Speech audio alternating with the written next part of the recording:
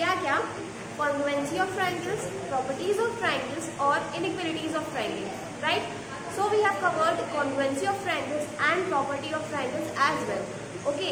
And we have done some of their questions also, fine? So now in this video we will start our third topic, that is inequalities of a triangle. Clear? So let's start with first inequality. First inequality says that if two sides of a triangle are unequal, the angle opposite to the longer side is larger or greater. यहाँ क्या कहना चाह रहा है कि अगर suppose हमारे पास कोई ट्राइंगल है, हम क्या कह रहे हैं कि सपोज हमारे पास कोई ट्राइंगल है, सपोज ये हमारा ट्राइंगल है, triangle A B and C, और एक्सटेंड कर देते हैं, suppose like this, okay, this is C. क्या कह रहा है कि if two sides of a triangle are unequal, क्या कह रहा है कि अगर इस ट्राइंगल की दो साइड्स अनइक्वल है, मतलब A B equal to B C नहीं है, या ए बी इक्वल, मतलब इसमें कोई भी साइड इक्वल नहीं है, हम ये कह सकते हैं, है ना? दो साइड हमारी जो है, सपोज ये दोनों साइड अनइक्वल है, the angle opposite to the longer side is larger और ग्रेटर। इसका कहने का मतलब ये है कि किसी भी ट्राइंगल में, जैसे ट्राइंगल ए है, इस ट्राइंगल में जो भी लार्जेस्ट साइड होगी, जिस भी साइड की मेजरमेंट ज्यादा होगी, उसके अपोजिट जो एंगल होगा वो क्या होता है? लार्जर होता है। वो क्या होता है? लार्जर होता है। सपोज हम कह रहे हैं कि हमारा साइड AC जो है लार्जेस्ट है, हम कह रहे हैं कि AC इज लार्जेस्ट साइड, ठीक है? हम ये बात कह रहे हैं कि AC इज लार्जेस्ट साइड, तो AC का अपोजिट एंगल कौन सा है? Angle B। इस इनइक्वालिटी के हिसाब से एंगल B हो जाएगा हमारा लार्जेस्ट और ग्रेटर एंगल। देखो मतलब जो इनइक्वालिटीज है ये आपकी एनसीईआरटी बुक में थ्योरम्स के फॉर्म में दी हुई है। अब थ्योरम्स के फॉर्म में दी हुई है तो इनका प्रूफ भी होना चाहिए, पर इनके जो प्रूफ है ना वो थ्योरेटिकली नहीं है, वो लॉजिकली है ना, फिजिकली है। जैसे कि हम कह सकते हैं, इसी के लिए सपोज हम मान लेते हैं कि हमारे कोई भी दो पॉइंट्स है, ये B और ये C, है ना? ये B है और ये C है, ये दोनों पॉइंट्स जो है ये फिक्स, हमने मतलब एक पेपर पे दो पॉइंट्स फिक्स ड्रॉ कर लिए, एक पॉइंट B और एक पॉइंट C, ये दोनों पॉइंट्स हमने फिक्स ड्रॉ कर लिए। अब हम क्या करते हैं, जो थर्ड साइड हम करेंगे, थर्ड साइड को एक बार हम यहाँ रखेंगे, फिर एक बार इधर रखेंगे, उसके बाद एक बार इधर रखेंगे, फिर एक बार इधर रखेंगे, मतलब ऐसे करके हम मतलब जो थर्ड साइड है उसको चेंज करते जाएंगे, ठीक है? पहले हम AC को ज्वाइन कर लेते हैं, ये हमारे फिक्स साइड से, फिक्स पॉइंट से इनको हमने ज्वाइन कर लिया। अब क्या कहते हैं, जो पहले जहाँ पर हमने थर्ड पॉइंट रखा है उससे इसको ज्वाइन कर दिया, ठीक है? ज्वाइन कर दिया। अब हम कहेंगे सपोज ये हमारा A पॉइंट है, हमने क्या कहा कि सपोज ये हमारा A पॉइंट है, A हो गया। अब मतलब इतना हो गया, ठीक है? अब इसके बाद थर्ड पॉइंट की पोजीशन चेंज करके हमने यहाँ किए, इससे इसको ज्वाइन कर दो, इससे इसको ज्वाइन करेंगे तो ये समथिंग लाइक दिस होगा, ये सपोज हमारा A डैश हो गया, ठीक है? अब हम कह रहे हैं कि फिर इसका पोजीशन चेंज कर दो, इसका पोजीशन चेंज करके हम यहाँ ला रहे हैं, तो ये कुछ ऐसा बनेगा ट्रायंगल, फिर इसको ज्वाइन करेंगे अगर, तो ये हमारा ऐसा बनेगा। तो जब आप ऐसे करोगे ना पेपर पे, ऐसे पॉइंट्स फिक्स करके और थर्ड पॉइंट की पोजीशन चेंज करोगे, तो आप देखोगे कि जैसे जैसे ये पॉइंट A चेंज हो रहा है, पहले A था, फिर A डैश हुआ, फिर A डैश डैश हुआ, जैसे जैसे द पॉइंट इज चेंजिंग वैसे वैसे the side AC is becoming largest. जैसे जैसे हम पॉइंट A को चेंज कर रहे हैं, मतलब हम ऊपर करते जा रहे हैं, वैसे वैसे हम नोटिस करेंगे कि हमारी साइड AC है, मतलब AC is less than A dash B, A dash C is less than A double dash, है ना? तो हम क्या लिखेंगे इन सब में A डबल डैश C जो है वो greater than A dash C है, इज ग्रेटर देन AC है।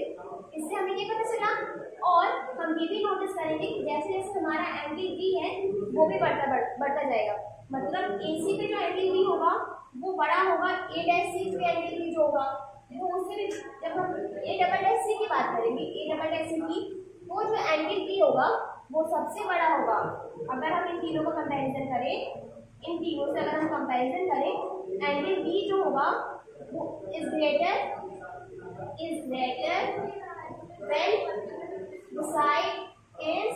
when beside is A जैसे जैसे आप मतलब इस साइज हमारी बढ़ती जाएगी वैसे वैसे ये एंगल बढ़ता जाएगा।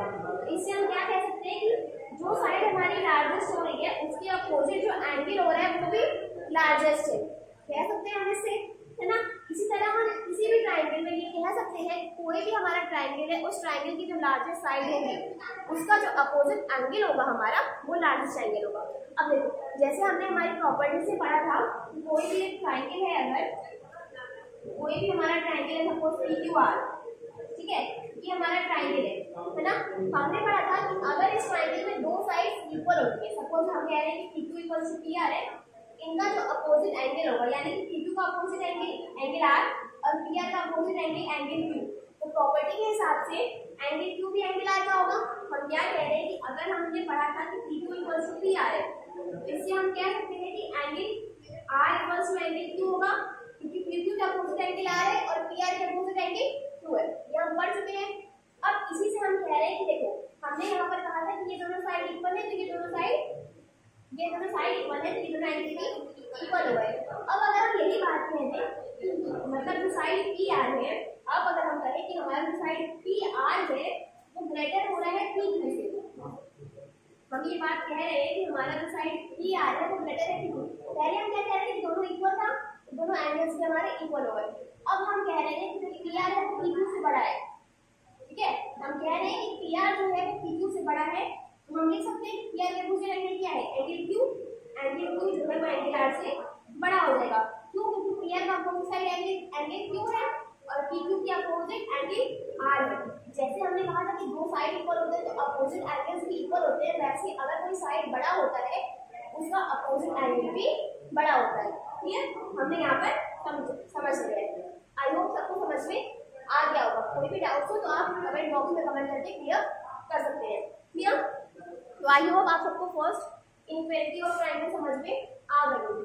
अब देखो जो सेकंड इनइक्वालिटी ऑफ ट्रायंगल है, the second inequality of triangle is the converse of first inequality। आप देख सकते हैं जो हमारा सेकंड इनइक्वालिटी ऑफ ट्रायंगल है वो फर्स्ट इनइक्वालिटी ऑफ ट्रायंगल के जस्ट कन्वर्स या वाइस वर्सा है। जैसे हम थ्योरम्स पढ़ते आ रहे हैं, है ना, थ्योरम्स हमने पढ़ा, लाइंस एंड एंगल्स में पढ़ा, है ना, और हाँ लाइंस एंड एंगल्स में ही हम पढ़ रहे हैं, तो उसमें हमारे जो थ्योरम्स थे एक दूसरे के कन्वर्स हो रहे थे। उसी तरह यहाँ जो प्रॉपर्टी सेकंड है वो हमारी प्रॉपर्टी इनइक्वालिटी सेकंड है वो इनइक्वालिटी फर्स्ट की कन्वर्स है। क्या कह रही है inequality second? Inequality second says that in any triangle the side opposite to the larger greater angle, in any triangle the side opposite to the larger greater angle is larger. समझ आ रहा है? इसके कहने का मतलब है कि अगर कोई भी ट्रायंगल है PQR, है ना, इसमें अगर सपोज हमारा एंगल Q जो है वो लार्जेस्ट एंगल है, एंगल Q हमारा लार्जेस्ट एंगल है, इससे हम क्या देखेंगे कि इसकी अपोजिट साइड जो PR है वो लार्जेस्ट होगी। If angle Q is largest, angle Q is largest angle, then PR is the largest side। Clear? यही कह रहा है हमारा इनइक्वालिटी सेकंड। अगर कोई भी ट्रायंगल है उस ट्रायंगल में जो सबसे बड़ा एंगल होगा उसके अपोजिट साइड जो होगा वो साइड सबसे बड़ा होगा। और इनइक्वालिटी फर्स्ट में हमने क्या पढ़ा? इसी का जस्ट कन्वर्स। अगर कोई भी ट्रायंगल है उसमें जो ग्रेटर साइड होता है उसके अपोजिट एंगल सबसे ग्रेटर होता है। समझ आ रही सबको? तो इनइक्वालिटी फर्स्ट और सेकंड दोनों जो थी वो दूसरे की वाइस वर्सा थी। ठीक है, इतना तो समझ में आ गया कि कोई भी ट्रायंगल होगा उसमें जो भी लार्जेस्ट साइड होगा उसका अपोजिट एंगल लार्जेस्ट एंगल कहलाएगा, और कोई भी अगर लार्जेस्ट एंगल होगा तो उसका अपोजिट साइड लार्जेस्ट साइड कहलाएगा उस ट्रायंगल का। क्लियर? अब चलते हैं हमारी थर्ड इनइक्वालिटी की। थर्ड इनइक्वालिटी हमारी क्या कहती है? The sum of any two sides of a triangle, the sum of any two sides of a triangle is greater than the third side. इसके कहने का मतलब है अगर हमारा कोई ट्रायंगल है, सपोज हमारा ट्रायंगल ये है, ठीक है, ये ABC, सपोज ये हमारा ट्रायंगल है, इस इनइक्वालिटी के हिसाब से हम क्या कह सकते हैं कि हमारा AB plus BC will be greater than AC। AB plus BC will be greater than AC, or we can say AC plus BC, AC plus BC is greater than AB, or we can say AB plus AC is greater than BC। हम ये बात कह सकते हैं कि AB plus BC greater than AC होगा, या तो AC plus BC greater than AB होगा, या फिर AB plus AC greater than BC होगा। हम ये बात कह सकते हैं इस इनइक्वालिटी के हिसाब से। अब चूंकि ये थ्योरम के फॉर्म में दिया गया है हमें आपके बुक में, तो इसका प्रूफ भी होगा। तो जैसे हमने फर्स्ट इनइक्वालिटी में ही बताया था कि जरूरी नहीं है कि मतलब देखो कोई भी थ्योरम अगर दिया है तो जरूरी नहीं कि हर थ्योरम का प्रूफ जो हो आपका थ्योरेटिकली ये सॉल्व करके आपको बताया गया हो, है ना। कुछ चीज लॉजिकल भी होती है, कुछ चीजें लॉजिकली भी समझी जाती है। जैसे हमने फर्स्ट इनइक्वालिटी को थोड़ा लॉजिक लगा के समझा कि हमने प्रॉपर्टी में पढ़ा था अपोजिट एंगल, अगर साइड्स इक्वल है तो उसके अपोजिट एंगल्स इक्वल होते हैं, है ना। उसी से हमने पढ़ा कि जो साइड ग्रेटर होगा उसके अपोजिट एंगल ग्रेटर होगा। और फिर हमने एक्टिविटी भी की कि अगर हम दो पॉइंट्स को फिक्स कर देंगे और थर्ड पॉइंट को मतलब बढ़ाते जाएंगे तो हमारा जो ट्रायंगल बढ़ता जाएगा, तो जो हमारा साइड जैसे जैसे लार्ज होता जाएगा वैसे वैसे उसके अपोजिट एंगल भी लार्ज होता जाएगा। क्लियर। उसी तरह हम अपनी थर्ड इनइक्वालिटी का भी मतलब लॉजिकल प्रूफ देख सकते हैं। हम क्या कह रहे हैं, सपोज हमने एक पॉइंट ले लिया है P, ये हमारा पॉइंट P है, ये हमारा पॉइंट Q है। क्लियर। ये हमारा वाराणसी है, सपोज ये वाराणसी है और ये इलाहाबाद है, ठीक है। दो पॉइंट्स हैं P और Q। पॉइंट P को हम वाराणसी मान लेते हैं और पॉइंट Q को हम इलाहाबाद मान लेते हैं। हमने मान लिया। अब देखो हमको अगर वाराणसी से इलाहाबाद जाना है तो हमारे पास कई सारे रूट्स होंगे, कई सारे रूट होंगे। एक रूट होगा कि हम सिंपली मतलब स्ट्रेट रूट से वाराणसी से इलाहाबाद पहुंच जाए होगा। एक रूट होगा कि हम ऐसे मुड़ के पहुंचे, कुछ ऐसे होगा, है ना। और एक रूट हमारा ये भी होता है कि अगर हम ऐसे ऐसे करके मतलब खूब घूम फिरा के हम फिर इलाहाबाद, हमारे वाराणसी के इलाहाबाद पहुंचने के कई सारे रूट होते हैं ना, पर हमारा सबसे शॉर्ट रूट कौन सा होगा, बाय एयर। कहीं से भी कहीं हमें जाना है तो हम एयरवेज के जरिए पहुंचते हैं, है ना। या तो हम ये कह सकते हैं कि अगर हम वैसे मतलब ऐसे देखें तो हम ये कह सकते हैं कि अगर हमें किसी भी जगह शॉर्ट रूट से पहुंचना है तो सबसे जो स्ट्रेट रूट होता है वो हमारा सबसे शॉर्ट रूट होता है। हम क्या कहते हैं, जैसे यहीं पे देख रहे हैं कि हमें अगर वाराणसी से इलाहाबाद जाना है, अगर हम स्ट्रेट रूट पहुंच रहे हैं, स्ट्रेट रूट से जाए तो हम जल्दी पहुंचेंगे बजाय किसके अगर हम ऐसे घुमा के जाएं या हम ऐसे घुमाएं, या सबसे लेट हमें कब लगेगी तो हम खूब सारा घुमा के जाते जाए, है ना। या हम ऐसे भी जा सकते हैं, ऐसे भी जा सकते हैं, ऐसे भी जा सकते हैं, या सीधे भी जा सकते हैं। तो हम ये देखेंगे कि हम सबसे जल्दी कैसे पहुंचेंगे जब हम स्ट्रेट रूट फॉलो करेंगे। स्ट्रेट रूट हम फॉलो करेंगे, ठीक है, ये हम फॉलो कर रहे हैं। तो देखो जैसे हम ये वाला रूट फॉलो कर रहे हैं, अगर सपोज यही हम एक पॉइंट ले लेते हैं R, यही हमने पॉइंट R ले लिया। अब इसको ज्वाइन कर दो, इसको हम इससे ज्वाइन कर दो, क्योंकि हमारा एक ट्रायंगल बना ना PQR। हमने क्या देखा कि हमारा जो PQ है वो सबसे शॉर्टेस्ट है। PQ हमारा जो सबसे शॉर्टेस्ट होगा ये हमने समझ लिया है। अब देखो क्योंकि PQ हमारा जो शॉर्टेस्ट होगा तो हम तो ये जान रहे हैं कि PQ हमारा शॉर्टेस्ट है, और अगर हम ये से क्यों मतलब वाराणसी से इलाहाबाद अगर हम इस रूट से जाए, मतलब इस रूट को अगर हम फॉलो कर रहे हैं तो हमको PQ से ज्यादा टाइम लगेगा, है ना। तो हमने सिंपली उसी रूट पे एक पॉइंट ले लिया है कि पहले हम वाराणसी से, सपोज ये हमारा मिर्जापुर है, ये क्या है हमारा मिर्जापुर है, ठीक है। हम क्या कर रहे हैं, हम पहले वाराणसी से मिर्जापुर जाएंगे, फिर हम मिर्जापुर से इलाहाबाद जाएंगे, थोड़ा लंबा पड़ेगा। तो हम क्या देख रहे हैं कि अगर हम PQ यानी पहले वाराणसी से मिर्जापुर जाए, फिर QR यानी कि मिर्जापुर से इलाहाबाद जाएंगे, है ना। तो वो जो होगा वो ग्रेटर होगा किसके, PQ से ग्रेटर होगा। देखो यहाँ पर यही बात हो रही है, यहाँ पर यही बात की जा रही है कि जैसे हमने कहा कि ये रूट शॉर्टेस्ट होगा और ये जो रूट होगा घुमा के जाने वाला ये इससे बड़ा होगा, ठीक है। तो इसी रूट पे हमने सपोज एक पॉइंट ले लिया R, और सपोज उस R वो जो पॉइंट है वो वहाँ पे मिर्जापुर लाइक किया, ठीक है। तो हम क्या करते हैं, पहले हम वाराणसी से मिर्जापुर जा रहे हैं, फिर मिर्जापुर से इलाहाबाद जाएंगे। तो जाहिर सी बात है पहले हम वाराणसी से मिर्जापुर जाएंगे, फिर मिर्जापुर से इलाहाबाद जाएंगे, तो वो लंबा पड़ेगा। अगर हम डायरेक्ट वाराणसी से इलाहाबाद आते ना, अगर हम इलाहाबाद जाएंगे तो वो हमारा शॉर्ट पड़ेगा, बजाय इसके कि हम पहले वाराणसी से मिर्जापुर फिर मिर्जापुर से इलाहाबाद जाए। तो वही चीज ये कह रहा है कि अगर Q प्लस Q आर यानी कि पहले वाराणसी से मिर्जापुर से इलाहाबाद जाएंगे तो जो डिस्टेंस होगा वो ज्यादा होगा। किससे? अगर हम डायरेक्ट वाराणसी से इलाहाबाद जाते हैं तो देखो हमने सिंपली प्रूफ कर दिया ना इनर ट्राइंगल, ये हमारा ट्राइंगल है PQR, तो हमने प्रूफ कर दिया है कि हमारा जो यहाँ पर हो जाएगा हमारा PR, तो हमने प्रूफ कर दिया है PR plus RQ is greater then Q, proof कर दिया हो गया। उसी तरह हम बाकी चीजें भी प्रूफ कर सकते हैं। मतलब यहाँ पे तीन हमने इसलिए बताई कि देखो ये चीज आप समझ लो कि कोई भी ट्राइंगल है उसमें दो साइड का सम जो होता है वो तीसरी साइड से ग्रेटर होता है, ठीक है। बाकी जब इसके क्वेश्चन आप और सॉल्व करोगे ना तो हमने यहाँ पे तीन कंडीशन को लिखी है, वो आपको समझ में आएगी। इसमें ये होता है कि जो भी आपका लार्जर साइड होता है, सपोज अगर आपको कोई ट्राइंगल दिया है, ये आपका ट्राइंगल दिया है 3 4 5, ठीक है सब, या फिर इसको मान लो सपोज ये आपका ट्राइंगल दिया है तो हम इसमें क्या करेंगे, इस ट्राइंगल में हमारा लार्जर साइड क्या है 4 है, इसमें हम क्या करेंगे, हम देखेंगे कि हमारा जो 3 + 2 आ रहा है वो ग्रेटर देन 4 आ रहा है। इसमें हम ये कंडीशन अप्लाई करेंगे। हमने तीन कंडीशन यहाँ पर इसलिए लिखी है कि इसमें जो भी लार्जर साइड होगा आप बाकी दोनों साइड का सम अगर उससे ग्रेटर हो रहा है तो वहाँ वो ट्रायंगल फॉर्म हो सकती है। क्लियर? आई होप इतना सबको समझ में आया होगा क्योंकि ये एग्जाम्पल मैंने बहुत अच्छे से समझाया आपको, है ना, और ये एग्जाम्पल बहुत लॉजिकल और इजी भी था।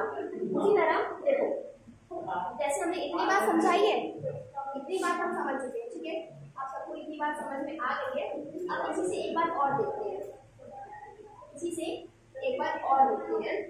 क्या देख रहे हैं?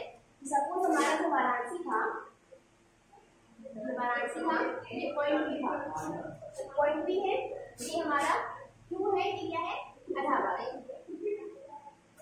है, इतना है। अब देखो ये है, सपोज इन दोनों के बीच का सपोज कर रहे हैं, ठीक है, एग्जैक्टली होता नहीं है वैसा। सपोज इनके बीच का जो डिस्टेंस है 10 मीटर है, सपोज इसके बीच का जो डिस्टेंस है ये 10 मीटर है। अब जो हमने यहाँ R मिर्जापुर मारा था, सपोज यहाँ पर हमारा ये जो R है ये हमारा क्या है, मिर्जापुर। हम ये बात कह रहे हैं तो हम क्या कहेंगे, मतलब ये हो गया। अब सपोज हम इसको 5 और इसको 5 मान लेते हैं, ये भी हमारा 5, ये भी हमारा 5, ठीक है। अभी तो हमने कहा कि जो एक ट्राइंगल में जो साइड्स का जो सम होता है वो थर्ड साइड ग्रेटर होता है, पर अगर हम इस कंडीशन में देखें तो हमारा तो 5 + 5 = 10 आ रहा है ना। इसमें हम क्या कहेंगे कि ये जो पॉइंट R है ना, ये देखो 5 और 5 है, 5 क्या है, 10 का हाफ है, 5 क्या है, 10 का हाफ है, ये पूरा 10 है तो 5 मतलब इतना कुछ डिस्टेंस हमारा 5 होगा। तो ये पॉइंट है ये यहाँ नहीं लाई करेगा, तो पॉइंट कहाँ लाई करेगा, यहाँ पर, इसके बजाय ये यहाँ पे लाई करेगा, तो ये हमारा 5 + 5 10 हो जाएगा। समझ आ रही है बात? हमने क्या कहा कि हमने सपोज मान लिया कि वाराणसी से इलाहाबाद का डिस्टेंस 10 मीटर है और मिर्जापुर को हमने यहाँ पे माना है, तो वाराणसी से मिर्जापुर 5 मीटर है और मिर्जापुर से इलाहाबाद भी 5 मीटर हम सपोज कर रहे हैं। पर हम क्या देख रहे हैं कि ये इनइक्वालिटी ऑफ ट्रायंगल फॉलो नहीं कर रहा है। और दूसरी बात ये है कि जो वाराणसी से मिर्जापुर और मिर्जापुर से इलाहाबाद का जो डिस्टेंस है वो वाराणसी से इलाहाबाद तक के डिस्टेंस का हाफ है। हम देख रहे हैं ना कि ये 10 का, ये भी 5 है, ये 5 है, 5 जो है वो 10 का हाफ होता है, तो ये 5 कहीं यहाँ पे, मतलब अगर ये 10 है तो ये मिड 5 इतना डिस्टेंस 5 और बाकी का इतना डिस्टेंस 5 होगा। तो ये इससे क्या बात होगी कि जो पॉइंट ये यहाँ नहीं लाई करेगा, ये पॉइंट यहाँ लाई करेगा, तभी तो हम कहेंगे 5 + 5 10। भाई 5 + 5 10 इसके बराबर हो ही नहीं सकता है, जाहिर सी बात है वो होगा ही नहीं होगा, है ना। इसलिए हम कहेंगे कि ये बनाएगा एक straight line, PR + RQ = PQ अगर होगा तो वो स्ट्रेट लाइन फॉर्म करता है, स्ट्रेट लाइन फॉर्म करता है। हमने इंग्लिश ज्योमेट्री में पढ़ा था कि अगर कोई भी लाइन, ये लाइन सपोज ABC है, इसमें एक पॉइंट B है, तो हमारा AB + BC = AC होता है। क्यों? क्योंकि AB + BC AC पे कोइंसाइड करती है ना। उसी तरह अगर हमारा PR + RQ PQ हो रहा है तो ये ट्रायंगल नहीं स्ट्रेट लाइन फॉर्म करेगा। समझ आ रही सबको? अब देखो ये तो हो गई इक्वल साइड्स की बात। अब अगर हम करें कि हमारा ये P और ये Q है, इसके बीच का डिस्टेंस 10 मीटर है, ठीक है, और यहाँ पर भी कोई पॉइंट है कि आर है, सपोज कि यहाँ से 4 है, यहाँ से 4 है, नहीं अगर हम देखो पहले हम 5 5 की बात कर लिए, यहाँ पर हमारा पॉइंट आर था, लेकिन हमने यहाँ से 4 मीटर चला और यहाँ से 4 मीटर चला, तो ये मीट नहीं करेगा। अब ड्रॉ करके देखो ना, अगर इसको कहना है इसको 4 4 मानते हो तो ये यहाँ पे आके रुक जाएगा, ये मीट करेगा ही नहीं, ठीक है।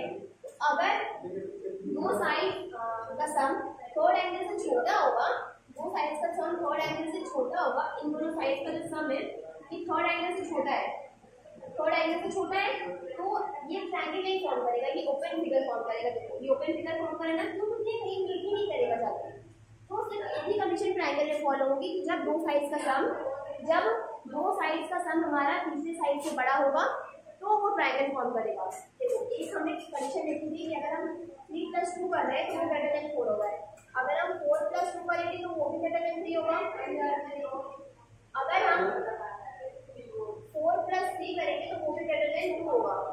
जैसे हमने 3 कंडीशन लिखी थी ट्रायंगल फॉर्म करके, वैसे अगर हम इन तीनों कंडीशन इस ट्रायंगल की फॉलो करें तो ये हमारा ट्रायंगल का कंडीशन इनइक्वालिटी फॉलो कर रही है, मतलब ये ट्रायंगल फॉर्म करेगा। और अगर दोनों साइड का सम तीसरी साइड के इक्वल होगा तो वो स्ट्रेट लाइन फॉर्म होगी, और अगर उससे छोटा होगा तो वो एक क्लोज फिगर बन जाएगा, इसकी तरह वो एक क्लोज फिगर बन जाएगा। समझ आई बात सबको? चलो आई होप इतना सबको समझ में आ गया होगा, क्योंकि बहुत अच्छे से एग्जाम्पल लेके इसी सब समझाएगा, और कुछ नोट हो गया होगा तो इसको हम रब कर लेंगे, है ना। फर्स्ट इनइक्वालिटी हमने ये देखा है कि अगर कोई भी ट्रायंगल है तो उस ट्रायंगल में जो लार्जेस्ट साइड होगी हमारी, जो लार्जेस्ट साइड होगी उसके अपोजिट जो एंगल होगा उस ट्रायंगल का लार्जेस्ट एंगल कहलाएगा। ये हमने बात देख ली है, कोई भी ट्रायंगल है उस ट्रायंगल का जो लार्जेस्ट साइड है उसके अपोजिट जो एंगल हमारा होगा वो लार्जेस्ट एंगल कहलाएगा। सेकंड इनइक्वालिटी हमने क्या देखी, सेकंड इनइक्वालिटी जो थी वो हमारी फर्स्ट इनइक्वालिटी की कन्वर्स थी। जैसे हमने फर्स्ट में पढ़ा कि कोई भी ट्रायंगल है उसमें लार्जेस्ट साइड के अपोजिट जो एंगल होगा वो उस ट्रायंगल का लार्जेस्ट एंगल कहलाएगा। इसी तरह इनइक्वालिटी सेकंड में हमने देखा कि कोई भी ट्रायंगल है उसमें जो हमारा लार्जेस्ट एंगल होगा उसके अपोजिट जो हमारी साइड होगी वो कैसी साइड होगी, वो हमारी उस ट्रायंगल की लार्जेस्ट साइड कहलाएगी। तो हमारा जो इनइक्वालिटी फर्स्ट और सेकंड था वो एक दूसरे का कन्वर्स था। फिर हमारे अपने थर्ड आइडेंटिटी उसमें हमने ये कहा कि अगर कोई ट्रायंगल है तो उसमें ये होगा नहीं होगा कि जो दो साइड का सम होगा वो तीसरी साइड से ग्रेटर होगा। हमने रूट्स का एग्जाम्पल लेके और एक ट्रायंगल का एग्जाम्पल लेके आपको ये सब समझा दिया था ना। तो आई होप आप सबको समझ में आया होगा क्लियरली, ठीक है। अब अपने कुछ क्वेश्चंस देख लेते हैं इसके लिए, ठीक है।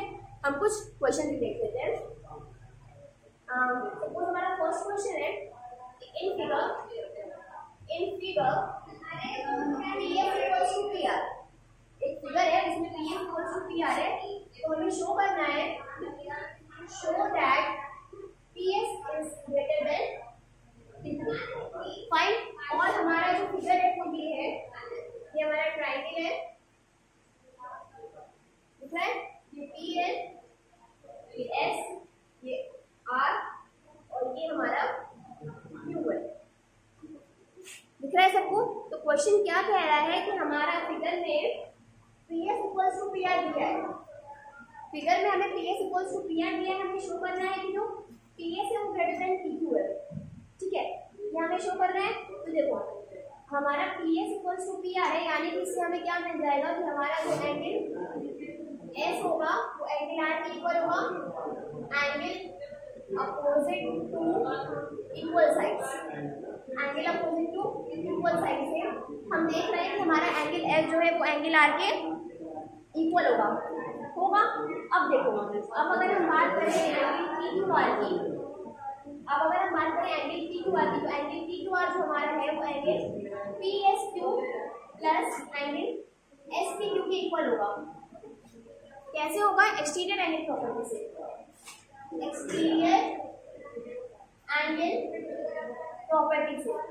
एक्सटीरियर एंगल प्रॉपर्टी से होगा। तो देखो हम यहाँ क्या कह रहे हैं कि हमारा जो एंगल S है वो एंगल R के बराबर है, क्या तो हम यहाँ लिख सकते हैं कि angle PQR equals to angle PRQ plus angle SPQ। हम लिख सकते हैं सपोज देखिए फर्स्ट है फ्रॉम फर्स्ट, ये बात हम लिख सकते हैं, हमने लिख दी कि हमारा जो एंगल पी क्यू आर है वो angle P R Q plus angle S P Q के इक्वल हो गया। ठीक है, अब हम क्या देख रहे हैं, देखो इतनी बात हमने लिख दी, तो हम क्या देख रहे हैं कि हमारा जो एंगल पी क्यू आर है, हमारा जो एंगल पी क्यू आर है ग्रेटर किसके है, एंगल आर के, ग्रेटर देन एंगल आर।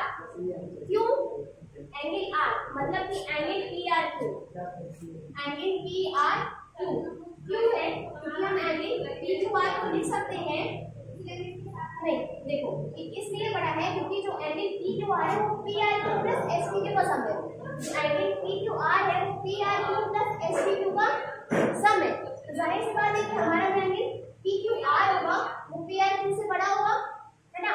अब पी क्यू आर के अपोजिट साइड कौन सी है, पी क्यू आर, इस एंगल के अपोजिट साइड कौन सी है, पी आर, इसके इस एंगल के अपोजिट साइड हमारी पी आर है, और एंगल आर के अपोजिट साइड कौन सी है, एंगल आर के अपोजिट साइड है हमारी पी क्यू है, और P R equals to P S given है, P R equals to P S है, ये हमारा गिवन है, तो हम सिंपली लिख सकते हैं P S is greater then P Q.